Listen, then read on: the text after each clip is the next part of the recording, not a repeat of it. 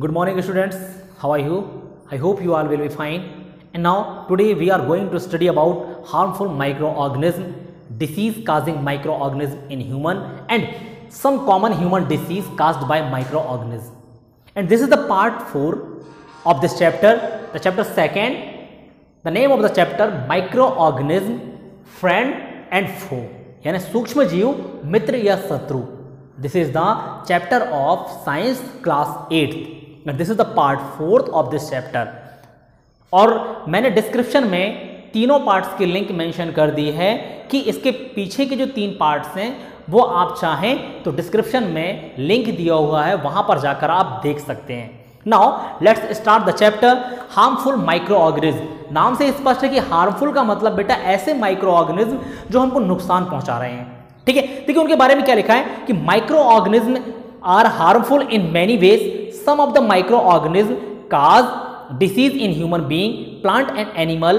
Such disease causing microorganism are called pathogens.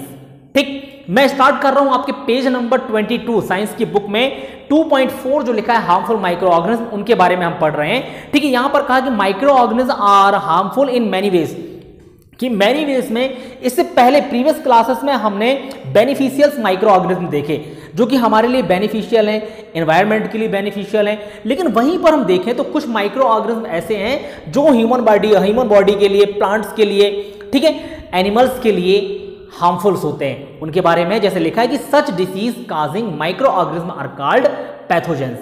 कुछ disease जो microorganism की वजह से होते हैं उनको हम पैथोजेंस कहते हैं. पैथोजेंस का मतलब रोगाणु या रोगजनक होते हैं, कि ऐसी चीज जो हमारे बॉडी को रोग से ग्रस्त करते हो.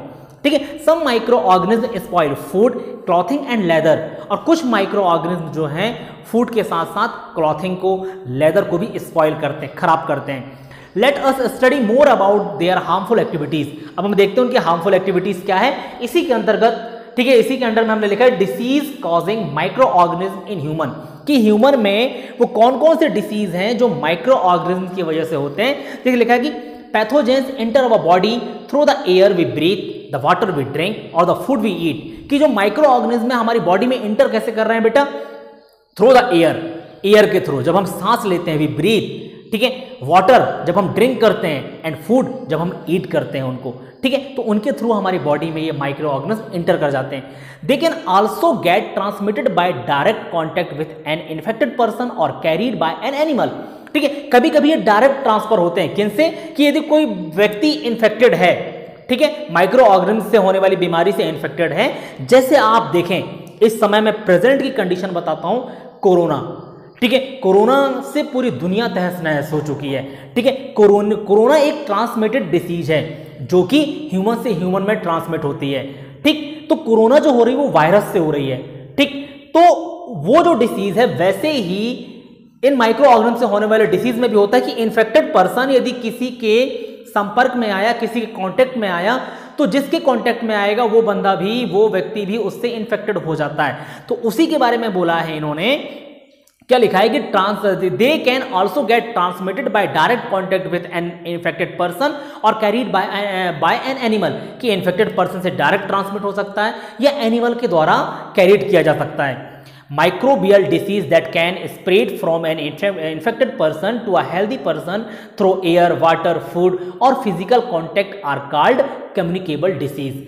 तो ये जो डिसीज है जैसे कोरोना आप देख रहे हैं उसको हम कम्युनिकेबल डिसीज बोलते हैं. कम्युनिकेबल डिसीज का मतलब होता है बेटा संचरणीय रोग, कि जो संचरण करते हैं, एक इंसान से दूसरे स्थान पर फैल रहे हैं. ठीक है, तो इसके बारे में क्या लिखा है कि देखिए microbial disease that can spread from an infected person to a healthy person. कि वो माइक्रोबियल डिसीज जो कि एक इन्फेक्टेड पर्सन से हेल्दी पर्सन में ट्रांसफर हो रहे हैं, उन थ्रू किस किस के थ्रू हो रहा है बेटा, देखिए इसमें लिखा है कि थ्रू एयर, वाटर, फूड और फिजिकल कॉन्टैक्ट. ठीक है, एयर यानी वो जब कोई छींक रहा है, खांस रहा है, ठीक है, उसके थ्रू, फूड के थ्रू, फिजिकल कांटेक्ट यानी जैसे हाथ मिलाने से मना किया जा रहा है, हाथ मिलाना इज अ फिजिकल कांटेक्ट. ठीक है, तो हाथ मिलाने से क्यों मना किया जा रहा है कि जो व्यक्ति इन्फेक्टेड है उसके वायरस हमको भी लग सकते हैं. इसीलिए आपको मास्क बांधने के लिए कहा जा रहा है.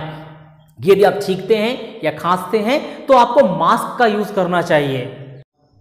तो इस तरह आप कोरोना को कम्युनिकेबल डिसीज कह सकते हैं, ठीक है, कि कोरोना एक कम्युनिकेबल डिसीज है, इसीलिए आपको लोगों से सोशल डिस्टेंसिंग की बात की जा रही है। आगे हम इसके बारे में स्टडी करेंगे, इसमें लिखा हुआ होगा, ठीक है। Example of such disease include cholera, common cold, chicken pox and tuberculosis, ठीक है। अब आप उसमें कोरोना भी ऐड कर दीजिए।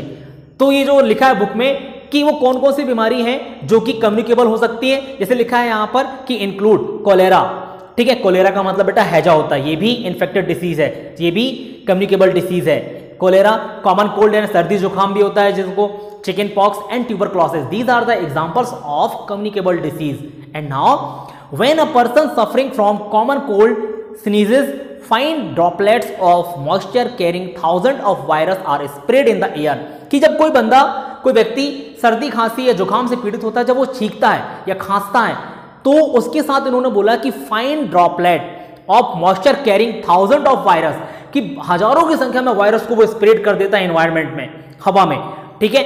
Thousand of virus are spread in the air, the virus may enter the body of a healthy person while breathing and cause infection.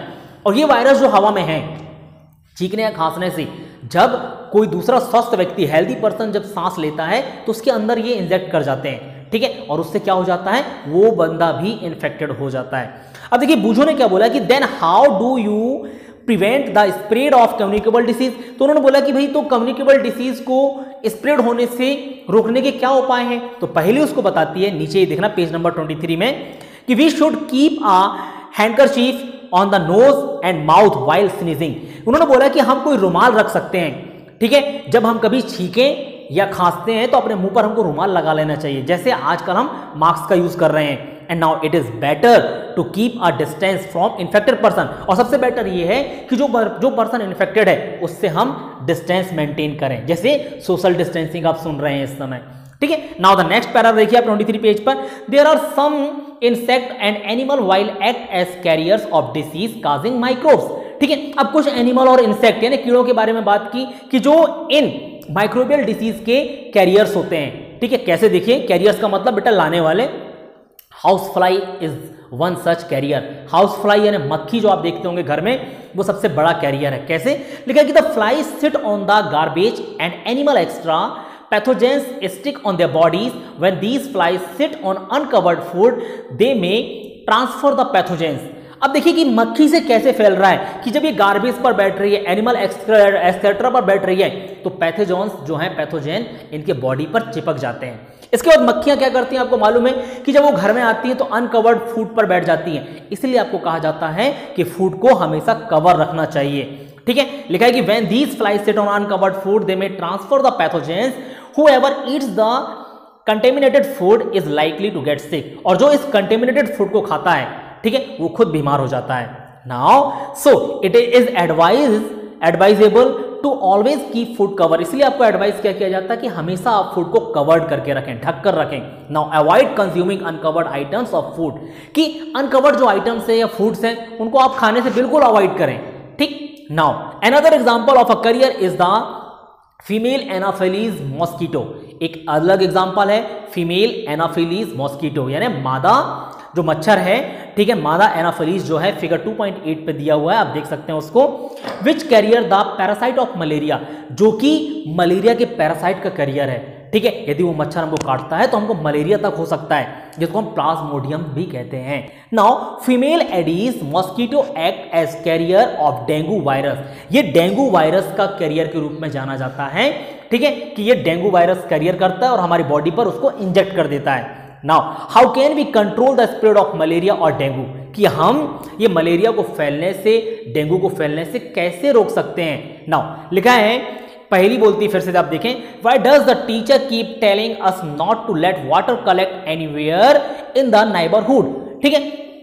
पहले को समझ में आ गया कि क्यों टीचर ऐसा बोलते हैं उनसे कि आप अपने आसपास कचरा इकट्ठा ना होने दें, पानी इकट्ठा ना होने दें, ठीक है। लिखा है देखिए कि ऑल मस्कीटो ब्रीड इन वाटर्स, कि जो मस्कीटो है, सारे जो मच्छर हैं, वो ज्यादातर पानी में ब्रीड करते हैं, यानी वाटर में जन्म लेते हैं। And hence one should not let water collect anywhere in coolers, tyres, flower pot etcetera bye keeping the surrounding clean and dry.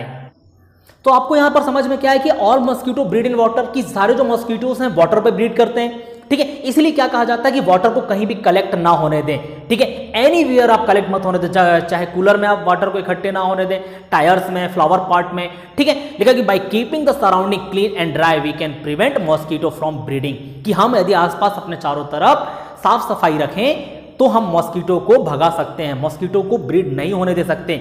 Now try to make a list of measures which help to avoid the spread of malaria, कि आपको कुछ measures बनाने, list बनानी है जिनसे malaria spread ना हो, ठीक है। अब देखिए पेज नंबर 24 पर सबसे पहले मैं इस पैराग्राफ को खत्म करता हूं। देखिए कि some of the common disease affecting humans, their mode of transmission and few general method of prevention are shown in table 2.1, कि टेबल 2.1 पर देखेंगे आप कुछ डिसीज के बारे में लिखा हुआ है कि वो डिसीज जो कि माइक्रोबियल डिसीज है, ट्रांसमिशन से होते हैं। टेबल 2.1 मैं आपको दिखा रहा हूं, यहां पर पूरा टेबल आप देखिए, लिखा है सबसे ऊपर some common human disease caused by microorganism, कि कुछ कॉमन डिसीज है जो माइक्रो ऑर्गेनिज्म से होते हैं। लाइक ह्यूमन डिसीज एक तरफ कॉलम बना है, दूसरे में बना है कॉजेटिव माइक्रो ऑर्गेनिज्म, तीसरे में बना है मोड ऑफ ट्रांसमिशन और चौथे में बना है प्रिवेंटिव मेजर्स या जनरल्स, ठीक है। तो देखिए ह्यूमन डिसीज में पहले कॉलम पर लिखा है कि ट्यूबरक्लोसिस, फिर मेसल्स,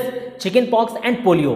ट्यूबरक्लोसिस टीबी को कहा जाता है, ठीक है, मेसल्स खसरा, चिकन पॉक्स एंड पोलियो। तो यहां पर लिखा है कि ट्यूबरक्लोसिस किससे हो रहा है, कॉजेटिव माइक्रो ऑर्गेनिज्म, बैक्टीरिया से। किससे ट्रांसमिट हो रहा है, एयर से, ठीक है। और ये सारे जो वायरस हैं इनसे प्रिवेंटिंग के मेजर्स क्या बताए हैं, देखिए आप पहले कॉलम पर जो हैं इनसे लिखा है कि keep the patient in complete isolation, जो ऐसे बीमारियों से पीड़ित हैं जो कॉलम 1 पर दिए हैं उन पेशेंट को टोटली आइसोलेशन में रहना चाहिए, यानी अलग रहना चाहिए। And keep the personal belonging of the patient away from those of the others, vaccination to be given at suitable age पर वैक्सीनेशन देना चाहिए, ठीक है। और ऐसे पर्सन से खुद को दूर रहना चाहिए और खुद को अलग रखना चाहिए। नाउ सेकेंड कॉलम पर देखिए कॉलेरा एंड टाइफाइड। कॉलेरा का मतलब हैजा होता है, ये दोनों ही डिसीज बैक्टीरिया के वजह से होते हैं और इनका जो मोड ऑफ ट्रांसमिशन है वाटर एंड फूड से, ठीक है। इसके बारे में क्या लिखा है, प्रिकॉशन देखिए, प्रिवेंटिव क्या लिखा है कि maintain person hygiene and good sanitary habit, consume properly cooked food and boiled drinking waters and vaccination, कि उन्होंने बोला कि ऐसे पर्सन को हाइजीन फूड खाना चाहिए, टोटल अपनी सफाई का ध्यान देना चाहिए, बॉइल्ड पानी पीना चाहिए और टाइम टू टाइम वैक्सीनेशन कराना चाहिए। तीसरे कॉलम पर लिखा होगा हेपेटाइटिस ए। हेपेटाइटिस ए ये वायरस से फैलने वाली डिसीज है और इसका मोड ऑफ ट्रांसमिशन वाटर है, ठीक है। अब देखिए कैसे, इसके लिए क्या प्रिवेंशन है, लिखा कि drink boiled drinking water and vaccination, कि आप हमेशा उबला पानी पिएं जो ऐसी बीमारी से पीड़ित हैं और वैक्सीनेशन टाइम टू टाइम कराएं।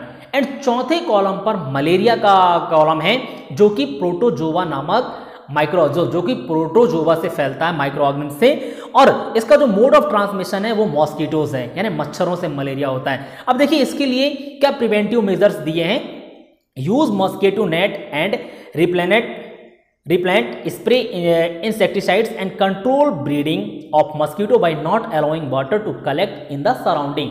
तो इन्होंने बोला कि आप नेट यूज करें, मच्छरदानी जो होती है, ठीक है, आप आसपास सफाई रखें, वाटर को कलेक्ट ना होने दें जिससे मॉस्किटोज की ब्रीडिंग नहीं हो पाएगी, ठीक है। तो आज के लिए इतना काफी है बेटा। नेक्स्ट क्लास में हम पढ़ेंगे disease causing micro organism in animal and disease causing micro organism in plants, कि माइक्रो ऑर्गेनिज्म से एनिमल में क्या डिसीज होते हैं और प्लांट्स में क्या डिसीज होते हैं। Thank you.